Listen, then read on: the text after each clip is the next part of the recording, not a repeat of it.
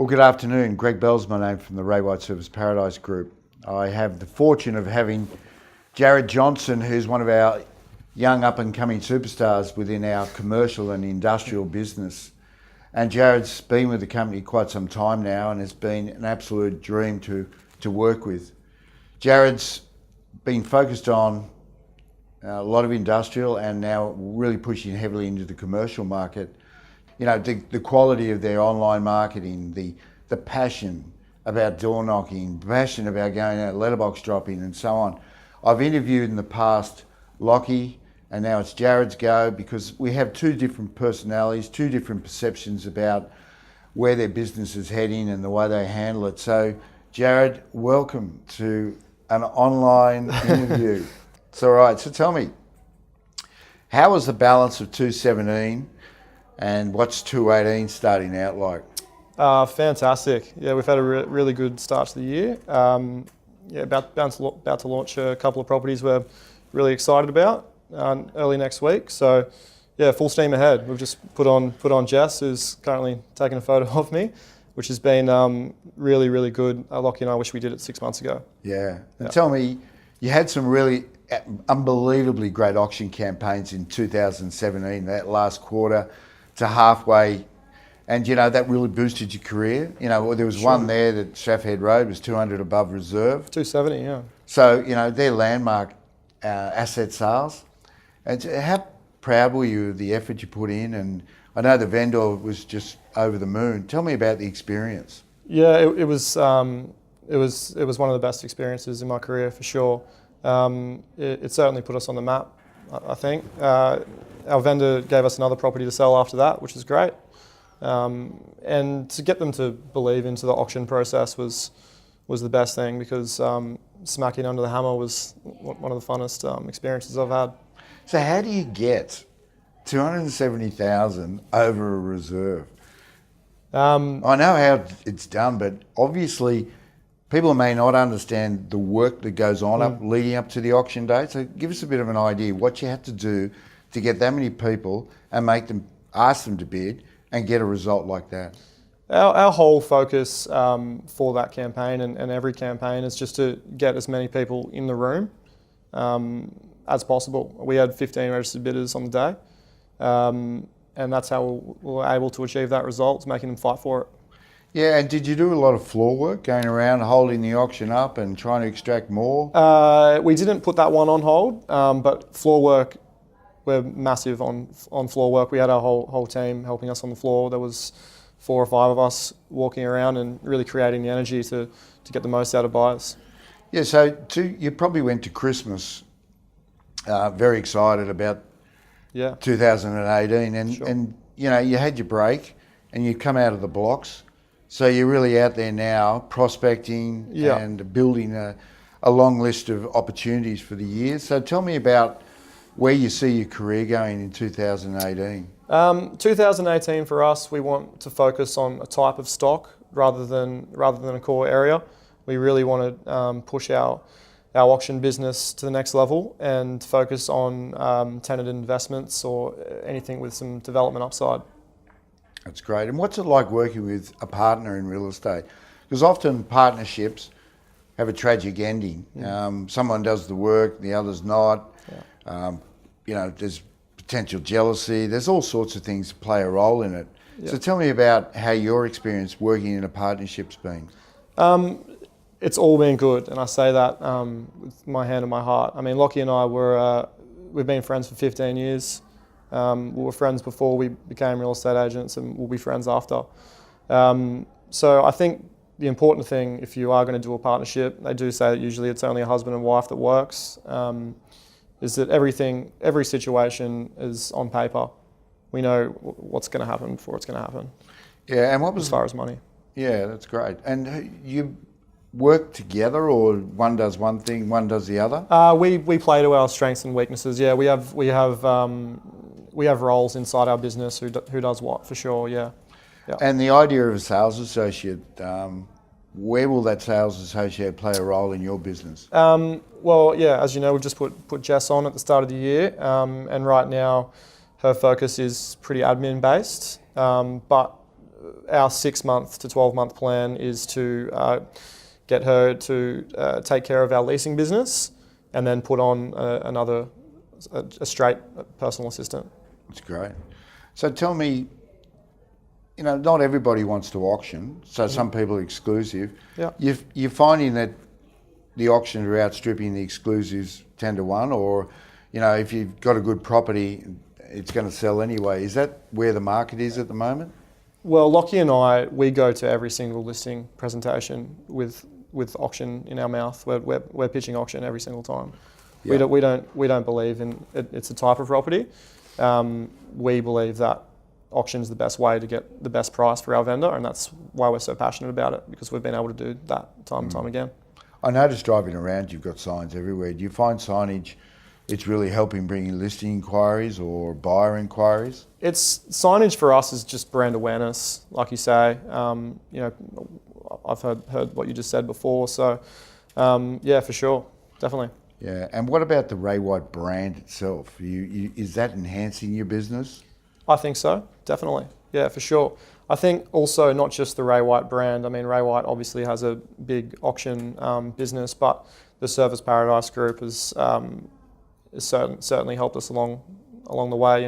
Being able to call yourself or call Andrew or a Michael Willems or Steve McGregor, Stephen King, and ask them for their help is just you can't buy that type of help. So, and do you find that the Ray White Group are providing you with enough training?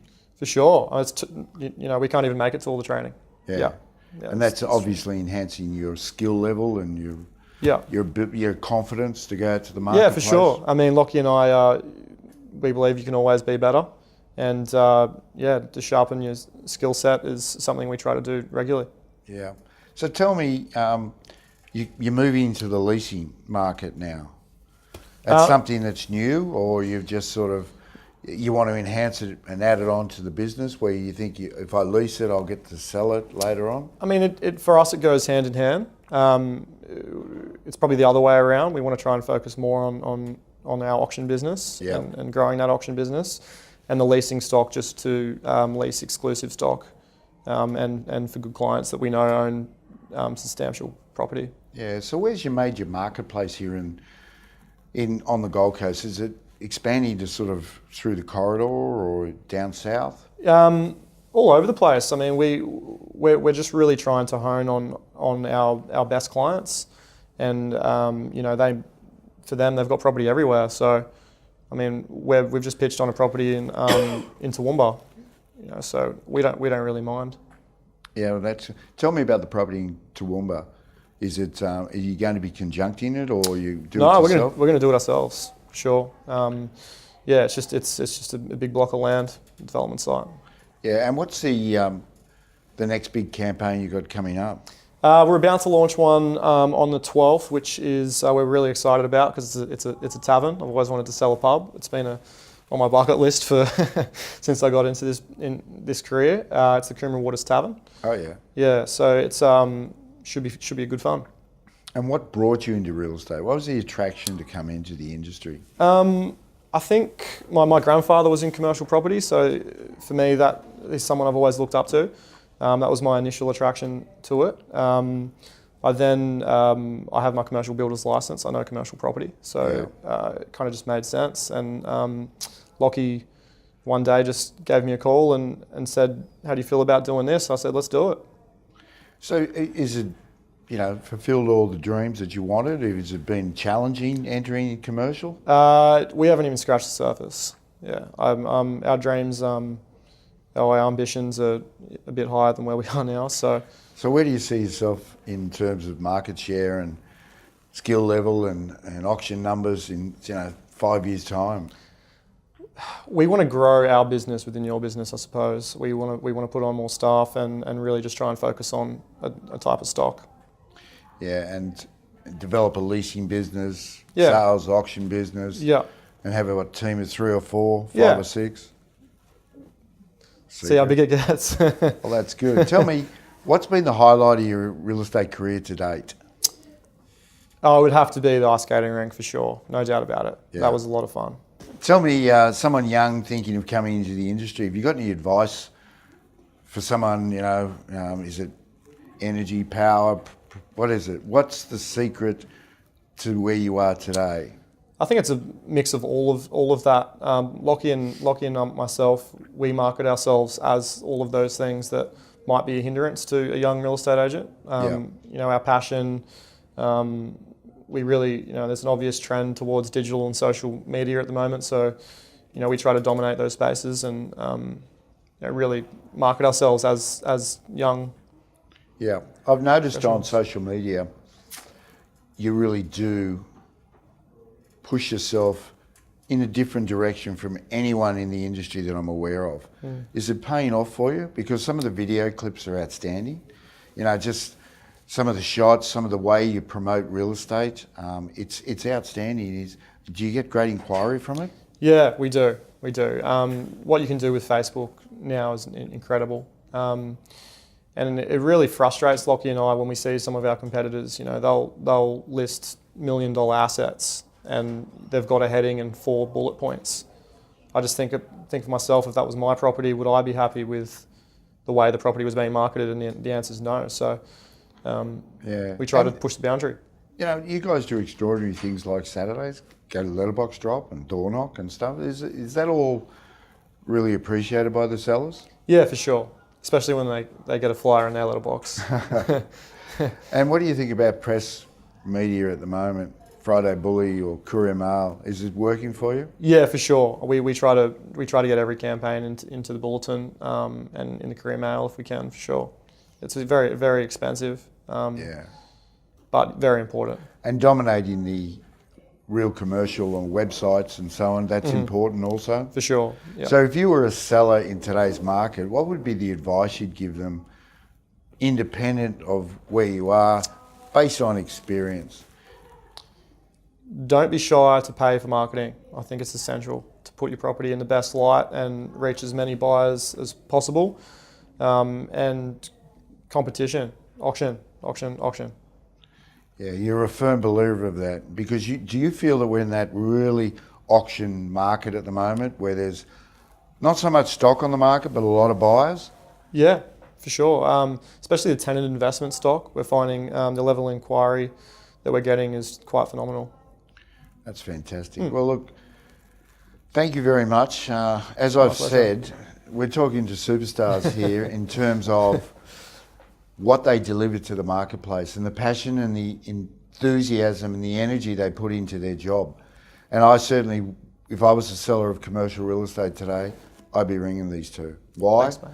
Because I know that they will turn every stone over and over to find buyers. They'll go to lengths that most agents or agencies wouldn't even dream of. So you might be considering a big brand. I'd pick a big heart and a lot of energy. Number one choice, these guys. Thank you.